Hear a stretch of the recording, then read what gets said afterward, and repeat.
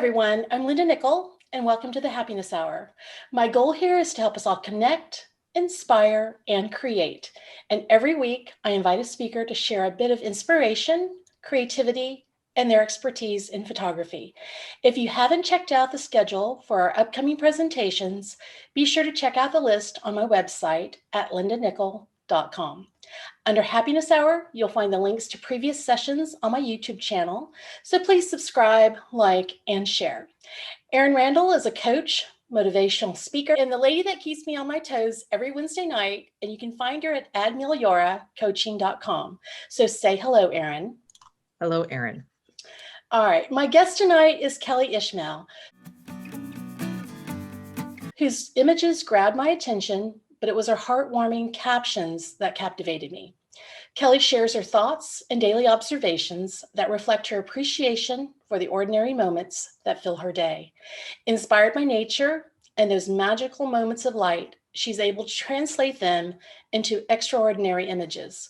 Kelly's blog, Minding My Nest, Practicing the Art of an Ordinary Life, is a collection of thoughtful and well-crafted stories that you'll find on her website, mindingmynest.com.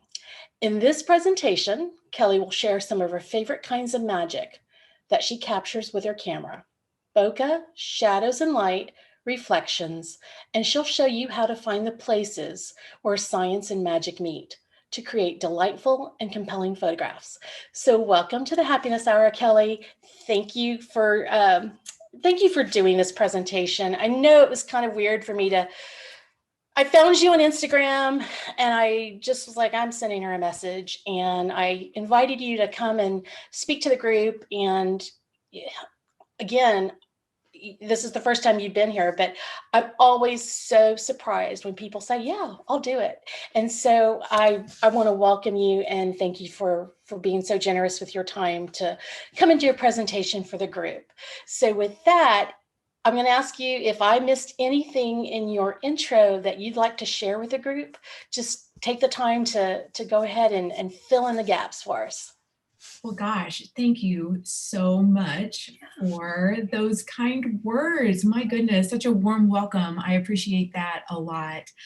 I'm really grateful to be here. I've watched several of the other guests' presentations on YouTube, and just really so much information and so much inspiration. So it's an honor for me to be here to share a little bit more about my photography. So thank you again. Like Linda said, my name is Kelly Ishmael, and I live in Tulsa, Oklahoma. I'm married. My husband Tripp and I live here, and we have one child, a daughter. Her name is Kelsey, and she is 27. She's engaged to get married, so we've got lots to look forward to there. So yeah, she doesn't live too far away, which is really, really wonderful. So that's just a little bit about, my personal life and, where I am sort of in the world right now.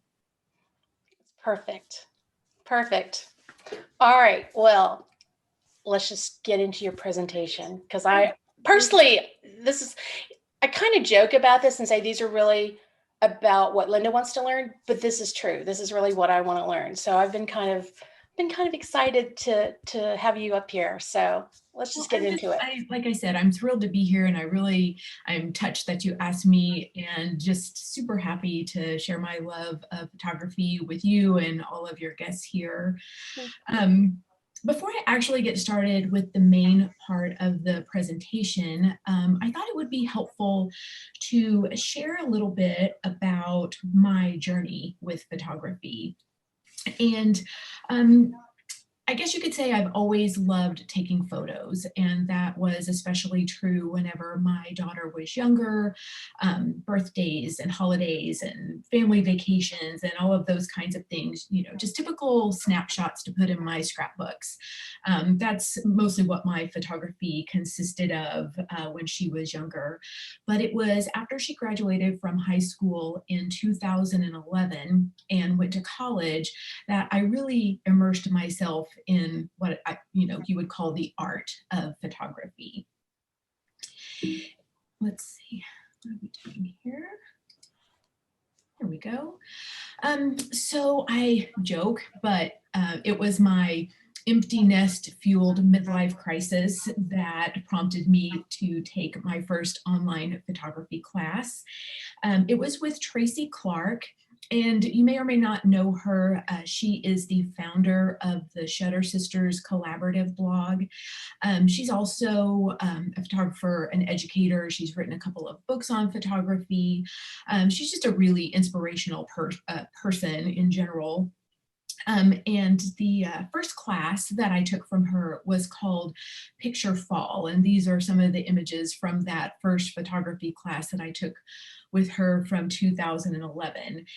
And so the class was called Picture Fall, and it encouraged the participants to see their world through the camera lens and cultivate an awareness and appreciation for the simple beauty of the ordinary, familiar scenes in their lives. I mean, it's just right up my alley.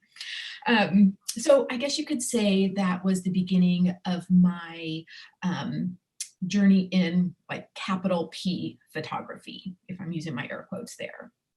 And not to be too dramatic about it, but the simple fact of the matter is that photography changed my life. And that is because it taught me how to see things differently. Photography opened my eyes to a whole new world of beauty and wonder. And in learning to see the world with new eyes, I learned how to see my own life with new eyes. And so as a result, I learned that my nest wasn't really empty. It just had a little growing room. And so that's what I've been doing these last 10 years. I have been practicing my craft and learning and growing as a photographer. And then, as so often is the case in a journey like this with any kind of art form, but with photography specifically, there came a point when I was trying to really hone in on my voice and my style, if you will. And then one day it finally all clicked, lame pun intended. It was about 5 years ago, and I was reading Cheryl Strayed's memoir, Wild, From Lost to Found on the Pacific Crest Trail. And it was this quote in particular that just really hit home for me. As difficult and maddening as the trail could be, there was hardly ever a day that passed that didn't offer up some form of what was called trail magic in the PCT vernacular.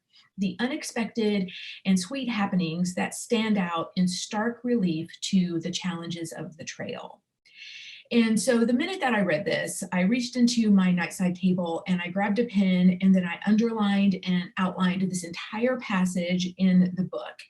These words resonated so deeply with me because they echoed my own desire to capture the beauty and simple joys in my ordinary life, the sweet relief, if you will, from the demands of my to-do list and the challenges of a world that sometimes feels like it's trying to suck every last bit of joy out of our existence. And so this then became the creative vision for my photography and the inspiration for my philosophy of everyday magic. In terms of photography, I think it's important to clarify what I mean by my use of the word magic, because it doesn't have anything to do with mysterious tricks or casting spells or working with supernatural powers. Instead, I like to think of magic as a quality that makes something feel removed from everyday life, like little moments of happiness where we have the chance to encounter the extraordinary, or in other words, delight and enchantment or wonder and charm. This kind of magic is easy to miss though. Baskets of laundry, sinks full of dishes, floors that need to be swept, bills get paid, cat litter boxes to empty. All of these things scream for attention in the course of our everyday lives. But I think that's exactly why we need a little bit of magic in our lives. So take this photo, for example. Scientifically speaking, there is absolutely nothing mysterious about dewdrops or how they are formed. And yet, what a joy it was on that morning just in those few minutes to delight in these little water droplets in the grass in my front yard, to allow myself to be astonished by the way the camera lens turns these turns these droplets into little orbs of light, and to take a moment to acknowledge the wonders of nature and just to be really grateful, to experience this deep sense of gratitude for, at the time, what felt like just a great gift in my day. So this is what everyday magic is to me: the simple joys that come from being a witness to the beauty, the wonder, and the magic of our ordinary lives. And so in the rest of the presentation, I will share with you a few of my favorite kinds of magic to capture with my DSLR camera. These are the places where science and magic meet, and I love how they come together to create delightful, compelling photographs. Okay, in this first section, one of my very favorite kinds of magic to capture with my camera is bokeh. I've also heard it pronounced bokeh. I'm not sure which one is right, but it's a term that is derived from the English translation of the Japanese word for blur or haze. And I just love the delightful effect it adds to my photos. Photographically speaking, bokeh is defined as the aesthetic quality of the blur produced by the camera lens in the out of focus parts of an image. But what makes this unique visual experience seem magical is the fact that you and I are not actually able to see bokeh with our superior human vision and our excellent depth of field. Bokeh is totally a function of seeing through the lens. So the key to capturing bokeh in your photos starts by using a wide aperture setting to achieve a shallow depth of field, which is what creates the blur in the background. And so this brings me to my next tip, which is to pay attention and be mindful of what is in the background or foreground of your main subject. And lastly, experimenting with the difference between the subject and the background, as well as the distance between the lens and the subject, can have a big effect on the look of the bokeh in your images. For example, bokeh can be kind of smooth or creamy or just like a mesh of tones in the background, or they can be smaller circles that kind of pop in the background. So in this first example, I shot this at a nearby park with my 100mm macro lens. The main subject of this image is the flower that's kind of in the left third of the screen here, and that's where I placed my focal point.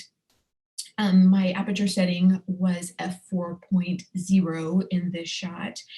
And you can see from this, the main flower in the foreground, how gradually in this same shrub behind the flower, the individual flowers kind of blur out. But then in the far background, which was probably 20 to 30 feet behind this one particular azalea bush, you can see the entire background is completely blurred out, so that all you really see is, just some basic tones. There's no actual shapes or, images in that part of the background. And I really like that. That's what I mean by being aware of what's in the background. I like the idea of the pink and the green together. I think that was a nice color combination. And I think it makes for a really pretty backdrop for this flower that is in the foreground. Okay, so in this next image, I was also using my macro lens with an aperture setting of f4.0. I set my focal point on the one large bubble that's kind of in that, lower third of the screen. It was actually in that bubble was a reflection of the sunset in my kitchen window. So it was so neat. So I set my focal point on that large bubble, and then you can see both in the foreground and in the background, it blurred the other bubbles there. And so notice how the bokeh is a little bit different depending on how far away or how close you are to that main depth of field. In the foreground, it's a little bit closer and the bubbles are a little bit smaller and little dots of light there. And then as you move on through the background, the circles get a little bit larger. And I think this photo is just exactly what I mean when I say everyday magic. I mean, it is a sink full of dirty dishes and these little bubbles and just these, you know, dots of light and color. I mean, to me, that just feels, that's just everything that I believe about everyday magic right here. I really do love bokeh, and I believe when it comes to capturing bokeh, the artistic use of these out of focus areas can add a magical quality to any photograph. I love how the light bounces around and reflects off of the surrounding surfaces to create a beautiful backdrop for my subjects. I love how these enchanting orbs of light can transform the most ordinary of subjects into something that is truly extraordinary. And I know it's probably really silly to keep using these words like enchanting and delightful and magical, but honestly, like those are the words that come to me whenever I see images like this. So my apologies in advance if that's just completely nauseating to you.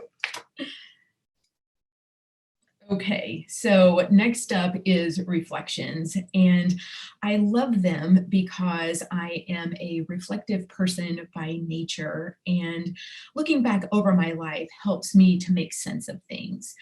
What can sometimes look like the unrelated bits and bobs of life will often, when viewed with a reflective lens, reveal larger themes and gifts that might first go unnoticed.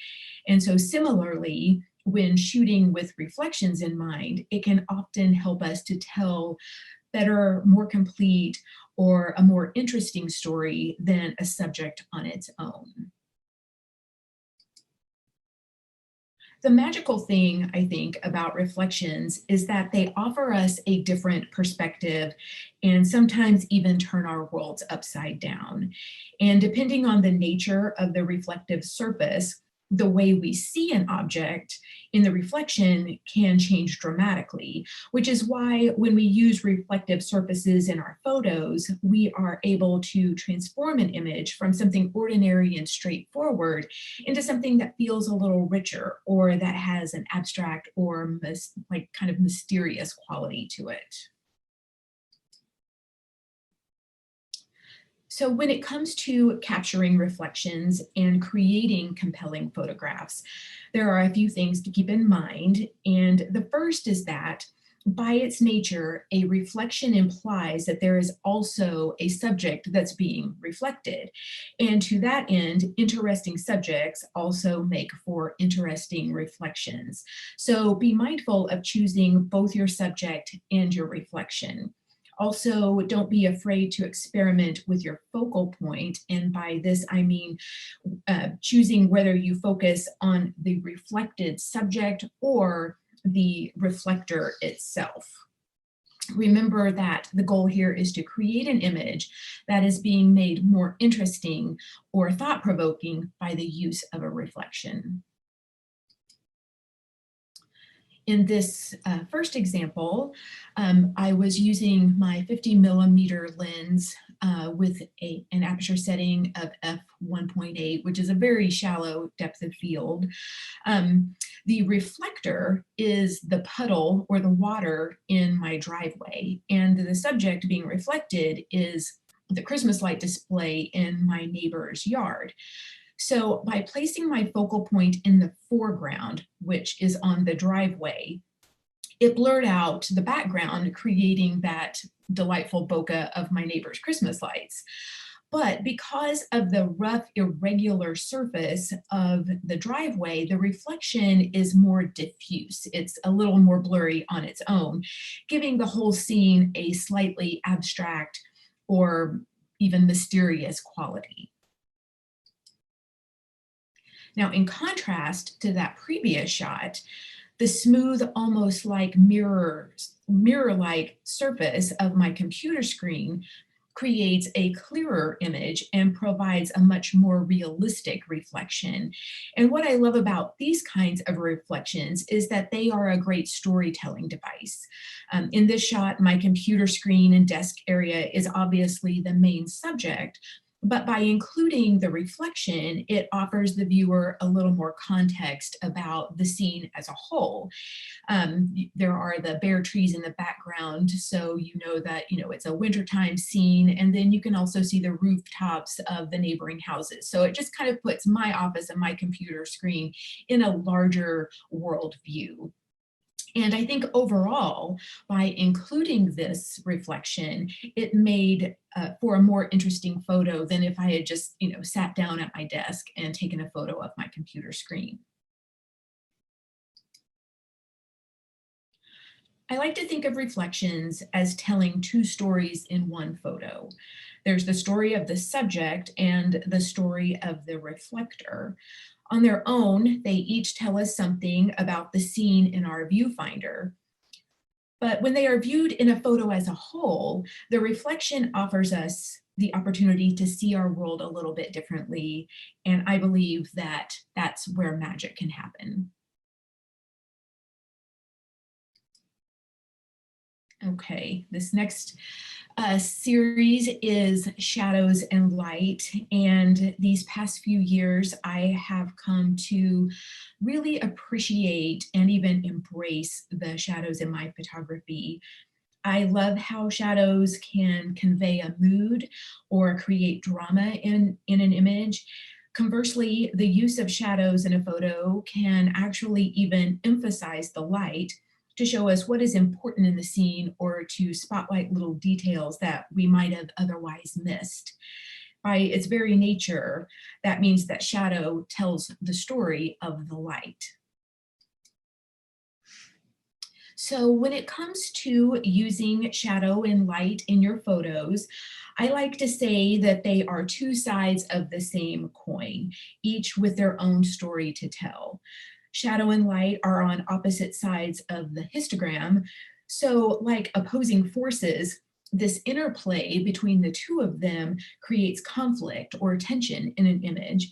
And like any compelling story, this conflict is what gives your photo a direction and propels the visual narrative and fuels the viewer's interest. So when it comes to capturing shadows in your photos, my first tip would be to simply cultivate an awareness for these places where shadow and light meet. And then when you are presented with this kind of an opportunity, avoid the tendency to try to evenly light the entire scene. I like to say, let the light be light and the dark be dark. Sometimes this can be just something simple like underexposing your images, which is what I do a lot. I've also heard this called exposing for the light. Finally, you can also use post-processing to help bump up the contrast and also boost the shadows there as well.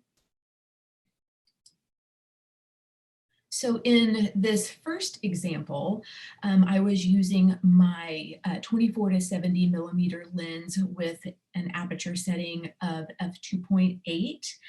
I love how the morning light created this dramatic shadow on the wall of our apartment in Kansas City.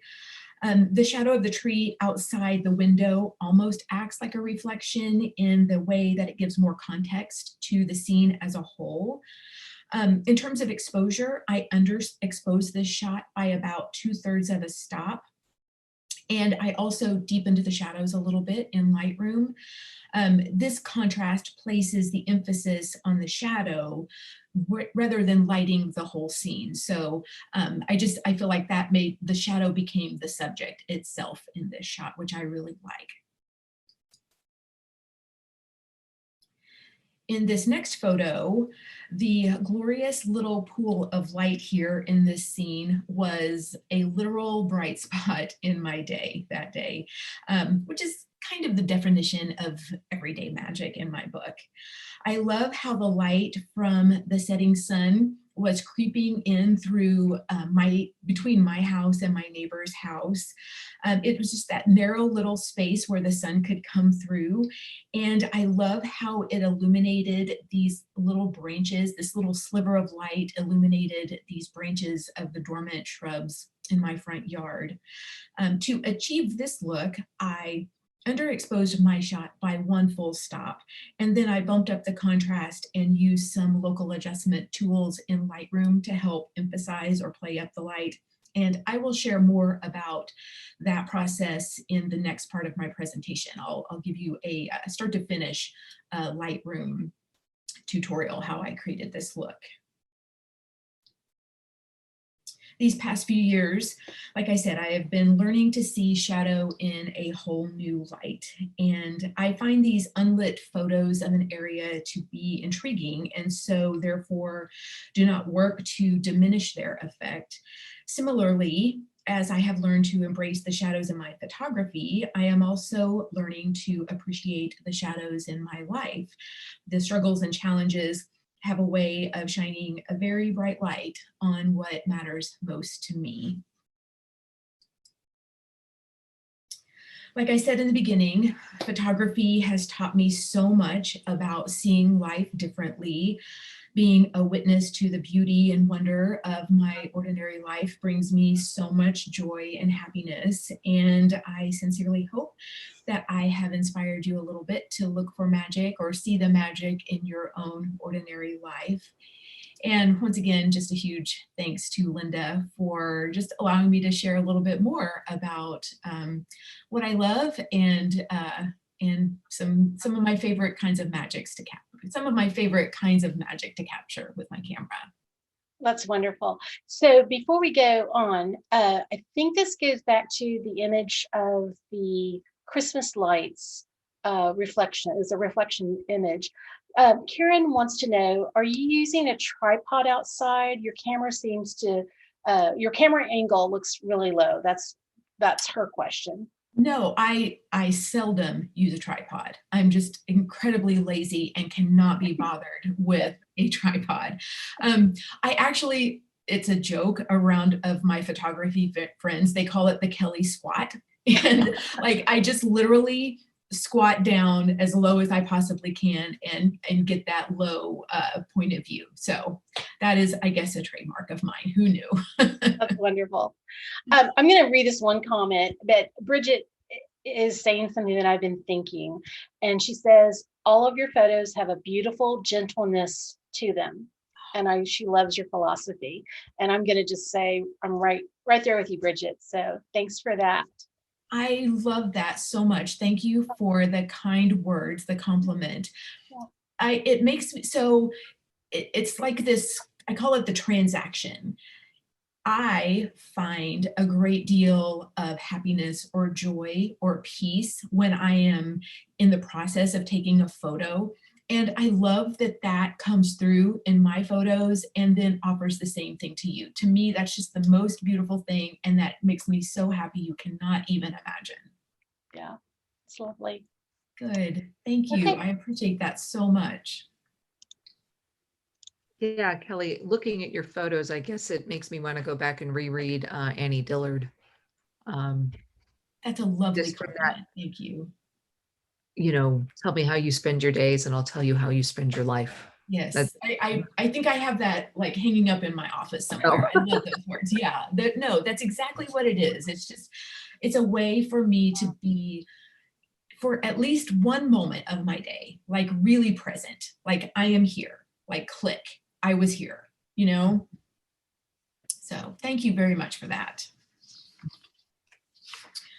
All right, so for the next part of my presentation, I am going to share with you my Lightroom editing process for the photo that I mentioned in the first part of my slideshow. Okay, so this is the shot that I took of the light coming in between the two houses. This is the original photo. This is the original shot. And then this is the after. And so let me just come back here out of my And Kelly, I'm going to ask you, when you are clicking on those sliders, can you, your pointer, your cursor is kind of tiny, so it's gonna be hard for us to see exactly what you're clicking on. So if you'll just say, now I'm on shadows or whatever you're on, so it just gives an idea. Sure, my pleasure. That'll be helpful. Yeah, my pleasure. Okay, so this is the before image, and like I shared in the presentation, this was already underexposed by one stop. There was quite a bit of light coming in from the sun flare. Like, it was just like the most perfect timing to get that sun flare just exactly like that with all those rays. I just was in the right place at the right time. But it was actually quite bright. So I underexposed the shot because what I really loved when I was walking my dog is just how, like, this little tiny bit of light between the houses lit up this one little sliver of the bushes. I just found that to be so charming, and that's what I really wanted to play up in this image. So I'm going to move over to the develop module here. Let me just turn this off. Okay, so I'm in the develop module, and I just real quick about post-processing in general, a couple of things. Number one, I want to acknowledge the fact that there are a lot of opinions, a lot of strong opinions about post-processing. And my personal philosophy is that I like to use it just as a tool in my arsenal to help tell the story I'm trying to tell. So that's basically how I use Lightroom. Occasionally Photoshop, but I do 99% of my post-processing in Lightroom. Also, just real quick, as we get started, I shoot in RAW. I have a Canon 70D camera that I use. I shoot in RAW, and I use the auto white balance in my camera settings. So I don't adjust it depending on the time of day or the kind of light that I'm in. I just use auto all the time, and then if I want to tweak it, I'll do white balance in Lightroom. Okay, so for my Lightroom workflow, typically what I do is I start here in this toolbar, and I go basically from top to bottom. So I am here in the toolbar, which is underneath the histogram. And the first thing that I'm going to do is crop the image a little bit and also straighten it. My lines are a little wonky there. So I'm just going to drag the corner handle and pull it down to the right so that the vertical lines of the houses are kind of my guide. It's not going to be perfect, but I think that feels a little more pleasing.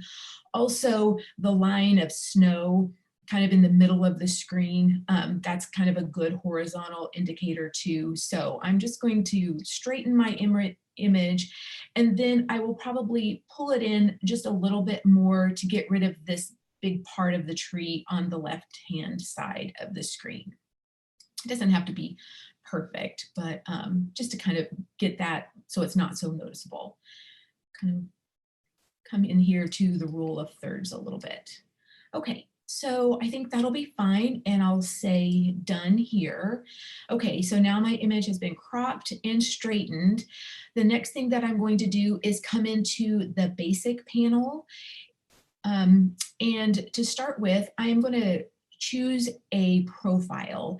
And if you are not familiar with profiles in Lightroom, let me pause real quick to say that I am using, let me tell you, Lightroom Classic version 10.0. I'm using the Classic desktop version. Okay, so in profile, I'm just going to click here where it says Adobe Color, and I'm going to say Browse. And if you are unfamiliar with profiles, they are different than presets. A preset is basically a collection of slider adjustments, whereas a profile is actually how the raw image data is rendered based on a variety of different styles of RGB curves, color balance, or gradient maps. I like to think of profiles as different kinds of interpretations or translations. So these are all of the profiles that are available in Lightroom, and there are different types of groupings. There's an artistic grouping, there's black and white, set, modern, and then there is this vintage set, and this is probably the set that I use the most. You can also favorite them if you like by clicking on the star, and then if you just hover over the profile, the little thumbnail here, it'll give you a preview of what this would look like on your image. So I am going to choose the vintage 4 profile, which is one of my favorites. It's basically kind of my go-to profile. And then I can say close. The other nice thing about profiles is there is a slider here underneath, and so you can increase or decrease the strength of that profile. And so I will probably just decrease the strength of that profile just a little bit, and I'll add some more effect through the rest of my post-processing. But that's probably where I'll start with the profile, and then I'll build on top of that. For now, I'm going to leave the white balance. And the next thing I'm going to do is come into this tone group in the basic panel. And I'm going to underexpose or decrease the exposure just a little bit here. I am also going to bump up the contrast a decent amount, maybe somewhere around here. I'm also going to reduce or pull this highlight slider to the left a little bit, just to get a little bit more detail in that sunburst. That was one of my favorite things about the image, was just the rays in the sunburst. So if I pull the highlight slider to the left a little bit more, I get a little more detail. And then also I am going to drag my shadow slider quite a bit to the left, because what I want to do here is emphasize the light, and I can do that by increasing the shadows here. So probably pull the shadows back quite a lot. And for now, I'll leave the white and black sliders where they are. Next, I'm going to bump up the texture and clarity sliders. And basically these sliders just, they find the places where light and dark meet, and they just sharpen that a little bit. It's just a very, like a way of fine tuning, but not like sharpening. They just find those edges between the light and the dark. I'm also going to bump up the vibrance for just the tones that aren't the main strong tones, but I will also reduce the overall saturation. And I do that quite a lot in my images. I just like that play between making sure they're not too overly saturated, but that they do have like the warmer or the more muted tones aren't completely washed out there. Okay, so next I'm going to come to the tone curve panel.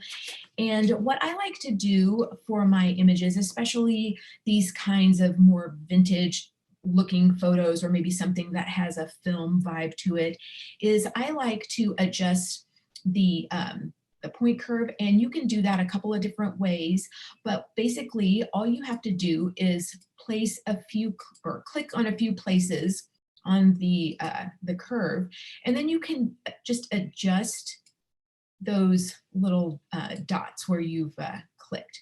And what I do is create a basic S shape, like a subtle S shape, but the more vintage or film or matte effect comes by pulling up this left corner up off of the corner. And so if I turn off the tone curve, this is the image before the tone curve is applied, and this is the image after. And you can see it kind of gives it that vintage or film style or matte effect, and that's something that I like in my photo. You can play around with this to create, you know, a super very matte effect, but usually somewhere around here is how I like to finish my photos. So I'm happy with that. Next, in the color grading panel, this used to be called the split toning panel, but they just recently changed that. And what I like to do in my images is add a little bit of color in the shadow and highlight areas. To do that, you can select the individual shadow region. And typically what I do is just drag this little center dot into a shade that is like a bluish, violet-y purple. Usually it's usually somewhere around, let's see, where am I? Like in the 250 range, the hue in the 250. And then I don't want a lot of saturation. I just want it to be a subtle effect. And then if I select, I'm not quite used to the color grading yet, but if I believe that's the highlight, the one on the right here. And then usually in the highlights, I will choose kind of a warm, peachy, golden tone hue, somewhere in the range of 49 or 50, somewhere. So just kind of a nice golden tone, and that will add kind of a warm golden tone into the lighter parts of the image. So here is what it looks like without the color grading, and here is what it looks like with it. And so it cools the shadows and it warms the highlights. And for me, that makes sense in this image since it was in the winter and it was a really cold day. So I like that play between, you know, the warm and the cool. So that works for me, something around there. Okay, next in the detail panel, I believe all digital camera images could use a little bit of sharpening. So typically what I do is I will boost the sharpening quite a lot, and then I will hold down the Option key and select this masking slider. And that will basically give you a black and white and show you like where the main edges are. I think I learned this from Matt Kozlowski, but I think it's really helpful for just sharpening the main edges without having an overall too sharp of an image. And masking just means I'm going to mask off some of the sharpening. So it's just those main outlined edges where I'm going to apply that effect. Next, in noise reduction, I shot this with an ISO of 400, so it wasn't a terribly noisy image. And unless it's a person or a skin tone, I don't get too bent out of shape about noise.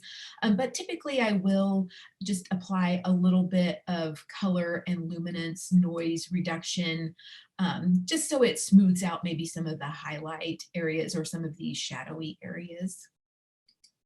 For lens corrections, I just use the profile defaults. The lens that I shot with was a Tamron lens, so I just selected that in the drop down. And then for effects, I like adding a little bit of a vignette. For this image, I don't want the vignette all the way around the scene though. I want more shadow kind of in this lower right and the lower left. So I'm just adding a tiny bit of vignette here. Sometimes what I'll do is I will remove the feathering altogether so I can see exactly where the vignette is being applied. And then I'll pull this midpoint in, and then maybe also make it just a little bit rounder. And then I will go ahead and feather those edges so there's no sharp edges for the vignette. Okay, so with those main panel adjustments made now, I'm going to come back to the toolbar because I want to make some very specific targeted adjustments. And to start with, I am going to use the Radial filter tool.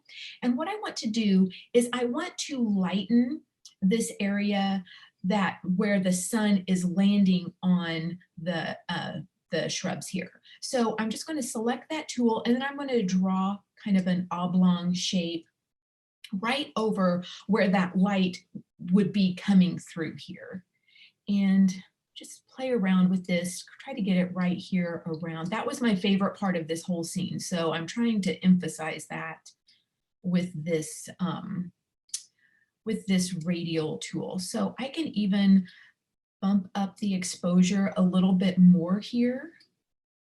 And then I might just also boost the texture and the clarity just to give it a little more texture and clarity. And I like how that just brightens up those specific little parts of the image. So I'm just applying it there. And I also have it feathered out quite a bit so there aren't any hard lines around where I'm applying this radial filter. So I can say close here. Let me just open that back up. If I turn off the radial filter, here it is without the radial filter, and here it is with the radial filter. So you can see it just kind of makes that bright spot pop a little bit more. So I'm going to close that. And next I'm going to apply with this, this gradient tool, I'm going to apply just a little bit of darkening on the edges and around the bottom of my photo, just to enhance that kind of shadowy effect. So I'm just going to basically draw this up here on the bottom right and the bottom left corner, just to create a little more shadow in those areas. And once again, here is if I turn off that gradient tool, this is what it is without that darkening, and here it is with that darkening. And I can go ahead and close that. And so that to me would be my final edit. And if I use the # key on my keyboard, here it is before and here it is after. And like I said, I like using Lightroom basically as a tool to try to tell the story that's in my image. And for me on this day, it was just this delightful little pool of light in my front yard. So that's basically my start to finish on that. I'm happy to answer any questions or let you know, like explain my process anymore if anybody has any more questions. Okay. So how about I'll get you to unshare your screen. Okay. And then I have 2 questions in queue. And if anyone has a question, this is a good time to stick it in the chat. Okay, so Susan is asking, you talked about finding your voice. Yes. Was this a trial and error process for you? If so, what voices did you realize were not authentic for you? I think when it comes to trying to find my own voice, I started to pay attention what I paid attention to. I love nature. I find a lot of peace and inspiration in nature. So nature is obviously reflected a lot in my image. I'm a gardener and I love flowers, and just, I mean, when you talk about beauty and color, I mean, flowers are just that for me. Those things are definitely part of who I am as a person and are reflected heavily in my photography. Voices that I stopped listening to are jerks on Instagram, because a while back, and it's tough because when you are newish, or until you really have developed your sense of style, or really like, this is who I am as a photographer, it's not uncommon to listen to what other experts have to say. And so one time I was taking a class, and a gal, and she was talking about your Instagram following and all of this. And she made, in her caption, she made this comment that said, make your Instagram an account worth following. And I tell you what, I got so pissed off about that, and I bowed up because, like, who are you to tell me what I can and can't? I mean, she wasn't actually telling me, but that's how I took it, because like, she's an expert, right? I'm listening to you. Tell me, I paid for you for your advice about this. And it was after that that I decided, you know what? I love taking pictures of my kid. I love taking pictures of my flowers. I love taking pictures of the golden hour. I love bokeh and shadows and reflections. And I love all of these things. And so that's my style. And so I hope, does that answer your question? I want to make sure like I answer your question. I think so. And Susan, if she didn't, come back and type really quickly and we'll get it in front of her. So there's one question that Bridget had. It's more of a technical, and let me go back. Susan says yes, it does. So thank you for that. Great. So Bridget's question was, which settings do you typically change when you're taking the photo to achieve that underexposure? So basically my process when I get ready to take a shot is, the first thing that I do is set my ISO, because I always basically know how much light I have. If I'm outdoors or indoors, like I start with how much light do I actually have? And so depending on how much light I have, I set my ISO. If it's cloudy or if I'm in a darker situation, I set my ISO higher and vice versa. So typically for that shot, it was quite bright with the sun there. So my ISO was at 400. And so then next, with my shallow depth of field and the way that I was focusing, basically all I did then was turn my shutter dial, my shutter speed, and I watched the viewfinder inside. When I'm looking through my camera, there's an exposure index along the bottom. And depending on whether you're a Canon or you shoot with a Canon or a Nikon, it'll be either one way or the other. But on my camera, I'm looking through the viewfinder, there's an exposure index on the bottom, and I turn my shutter speed dial until it is to the left on 1. That's to me what 1 full stop underexposed means. Does that help? Does that answer your question? Yes, it does. Thank you. Excellent. Great. I'm so happy. Okay, I don't see any other questions, and I am surprised, guys. Maybe because you did such a great job, Kelly, at just walking us through, especially for me. I love to watch people's workflow in whatever post-processing they use. And I did notice in the comments that somebody says, I had no idea about, profiles. So it's really cool that, we kind of get up in this is how I always process. And sometimes you just kind of get in that rhythm and you don't really look for something new. And just those little hints that I think that a few people might go and play with those profiles. Yeah. So, I think when you're going through them, it's fun to just see the different looks that they have on in different kind of photos. I've found that I really like some of the modern profiles. I like them on my nature photographs, but then I don't like them at all on my still life or, shots I take of, my daughter or my husband. So some of them work for different photos more than others, but like I said, you can choose favorites and then use those. Use your favorites, pick from your favorites. Yeah. Okay, so there's one question here, and I think I know the answer, but I'm gonna let you answer it. Susan wants to know, do you do a lot of presentations? This was so organized and clear. Well, I appreciate that so much. I'm so glad that it came across that way. I value your time, and so I want to try to present this in the best way possible. I have done a few presentations, in-person photography classes, just basic introduction to exposure. I've done a couple of those. I have my own online classes that I have done on big picture classes. They're photography and Lightroom, basically. And then the class that I reference in the presentation. But it makes me really happy to know that the information came across in a clear way. So thank you very much for that. It absolutely did, Kelly. From me to you, thank you for sharing your work, and thank you for taking the time to do this for my group. I mean, we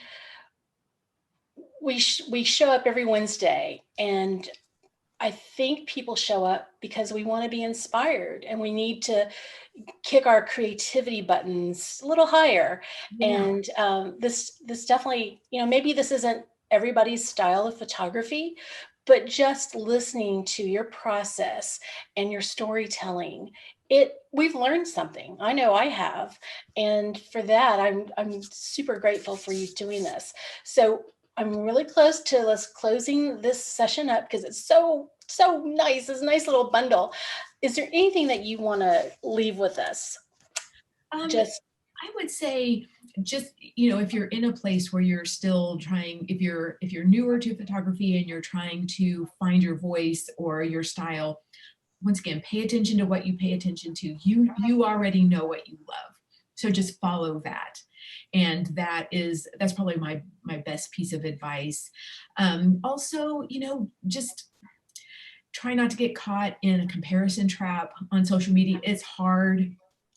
I have really narrowed down the people that I follow to just people that I find to be inspiring, either through their visual images or their stories, or just the way that they share about their lives. So you get to be the boss. Yeah. Thank you, Kelly. Thank you Thank very you much. so Okay. much. It's been an absolute joy for me. Thank you. Thank you. Well, I'm so tickled.